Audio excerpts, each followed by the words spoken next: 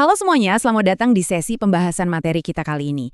Pernah nggak sih Anda ngerasa pas lagi presentasi, Anda tuh kayak cuma sekedar baca teks aja di depan banyak orang? Nah, hari ini kita bakalan membedah tuntas sebuah masterclass yang dirancang khusus buat ngubah skill public speaking Anda. Dari yang tadinya basic banget, jadi brilian dan benar-benar memukau. Jadi, siap-siap ya, karena materi yang bakal kita eksplorasi bareng-bareng ini benar-benar bisa ngerubah cara Anda ngomong di depan umum selamanya. Oke, kita langsung masuk aja nih ke perjalanan dari naskah ke panggung kita. Ada 4 pilar utama yang bakal kita obrolin hari ini. Menyusun naskah, metode penyampaian, penguasaan vokal, dan pastinya kekuatan nonverbal. Kita mulai dari langkah yang paling pertama. Bagian 1, menyusun naskah. Ini tuh ibarat kita lagi ngebangun kerangka pidatonya sebelum benar-benar maju ke sorotan lampu panggung. Nah, buat ngebangun kerangka itu, kita pakai rumus klasik 5W plus 1H. Who, what, where, when, why, dan how. Tapi tunggu dulu, ini bukan sekedar checklist anak sekolahan loh ya. Di level menengah ini, 5W1H itu ibarat kemudi dari keseluruhan presentasi Anda. Coba pikirin, siapa sih audiens Anda, apa yang pengen Anda sampaikan, dan yang paling penting, kenapa hal itu penting buat mereka. Kalau Anda masukin formula ini dari awal banget pas lagi brainstorming, saya jamin persiapan Anda bakal jauh lebih tajam dan benar-benar fokus ke pesan yang mau dibawa. Setelah semua bahan tadi terkumpul, saatnya kita susun pakai yang namanya Rule of Three atau aturan 3. Ini tuh kerangka yang udah universal banget. Pasti ada pembukaan, isi, dan penutup. Audiens itu butuh pembukaan yang benar-benar narik perhatian buat first impression. Terus isinya harus sistematis, ada data atau buktinya. Nah, seringkali pembicara tuh jago banget di bagian isi, tapi malah loyo pas di akhir. Padahal penutup yang berkesan, yang isinya harapan dan pesan akhir yang kuat, justru itulah yang bakal nempel di kepala audiens pas mereka pulang. Oke, naskah udah jadi. Sekarang kita lanjut ke bagian 2, metode penyampaian. Ini waktunya kita milih senjata andalan kita.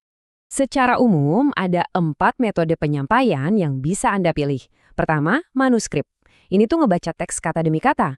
Aman banget. Pasti, makanya ini cocok buat acara formal kayak pidato kenegaraan yang emang pantang banget ada salah kata.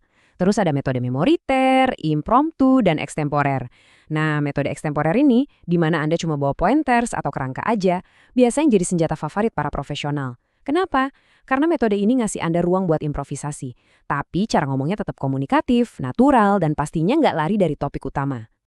Kalau ngomongin soal tampil natural, metode impromptu atau spontanitas ini juara sih. Perasaan dan ide asli Anda tuh bener-bener bisa langsung mancar keluar gitu aja. Audiens pasti bisa ngerasain banget kejujuran Anda. Tapi hati-hati, metode spontan ini butuh jam terbang yang tinggi banget. Kalau belum biasa, wah presentasi Anda malah bisa jadi berantakan karena alurnya kemana-mana. Beda lagi ceritanya kalau kita pakai metode hafalan atau memoriter. Sesuai namanya, Anda nyusun kalimat dengan sempurna banget, terus disimpan semuanya di dalam memori otak. Kedengarannya aman kan? Tapi tantangan terbesarnya tuh gini, kalau tiba-tiba Anda kehilangan fokus sebentar aja, penyampaian Anda bakal kedengaran kaku banget. Malah bisa-bisa Anda terdengar kayak robot yang lagi kehabisan baterai. Sekarang mari kita pindah dari meja tulis ke ruang latihan. Bagian 3. Penguasaan vokal. Gimana caranya kita ngasih napas kehidupan ke kata-kata yang udah kita susun tadi, biar audiens betah dengerin kita. Buat bikin vokal yang memukau, kita punya 4 elemen penting. Ada artikulasi, biar pengucapan Anda jelas, terus intonasi yang ngasih melodi biar audiens gak ngantuk karena monoton. Ada juga infleksi buat ngatur perubahan nada saat ketemu koma atau titik. Tapi, coba perhatiin point stressing atau penekanan ini. Katakanlah Anda mau nyebut angka yang gede banget. Daripada cuma ngomong datar 300 juta rupiah, coba Anda tekanin dikit jadi 300 juta rupiah. Kerasakan bedanya? Ada emosi yang disuntikin di situ, dan itu langsung ngehancurin nada datar yang ngebosenin. Selain 4 elemen tadi, Anda wajib punya senjata rahasia ini, phrasing atau pemenggalan kalimat. Ini bukan cuma soal nyari tempat berhenti buat ambil nafas, biar Anda nggak tersengal-sengal di atas panggung loh. Phrasing itu alat bantu strategis banget buat audiens. Kalau Anda memenggal sebuah ide yang kompleks di titik yang pas banget, Anda ngasih jeda sepersekian detik buat otak pendengar buat mencerna pesan tersebut dengan mulus. Nah, ngomong-ngomong soal kenyamanan audiens, poin krusialnya ada di rentang angka ini, 110 sampai 120. Para ahli komunikasi sepakat kalau kecepatan ngebaca atau ngomong yang paling ideal itu sekitar 110 hingga 120 kata per menit. Kok bisa begitu? Karena kalau Anda ngomong terlalu ngebut, bukan cuma Anda rawan keseleo lidah, tapi audiens juga bakal ngerasa ditinggalin dan bingung nangkep maksudnya. Kecepatan ini mastiin pesan Anda tetap jelas tersampaikan, tapi energi dan semangatnya tetap dapat. Di balik semua latihan olah vokal yang intens tadi, tahu nggak sih ada kekuatan yang luar biasa dari sebuah keheningan?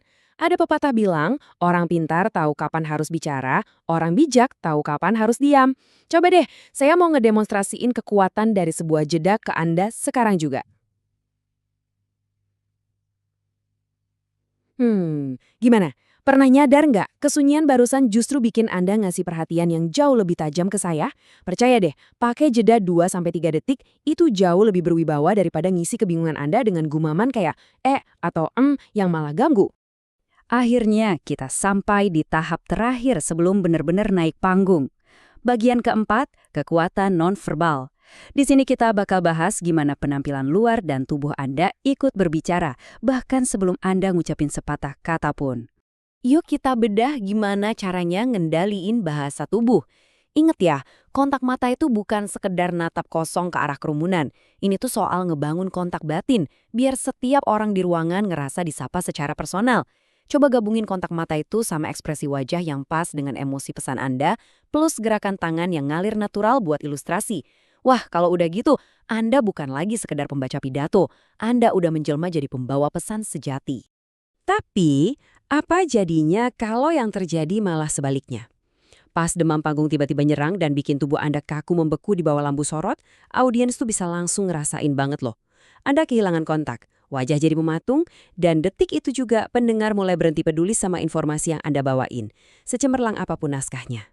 Dan sebagai penyempurna dari semua bahasa tubuh tadi, jangan lupain soal penampilan fisik. Baju yang Anda pakai itu meletakkan fondasi kredibilitas, bahkan sebelum Anda nyentuh mikrofon. Menyesuaikan pakaian Anda dengan acaranya, situasinya, dan siapa audiensnya adalah sebuah bentuk respect. Tampil dengan pakaian yang tepat, bersih, dan pantas, itu bakal nyiptain rasa percaya yang instan, sekaligus menegaskan otoritas Anda sebagai ahli di depan mereka. Nah, sesi bedah materi kita kali ini udah ngebawa Anda ngelewatin proses transformasi yang benar-benar komplit ya.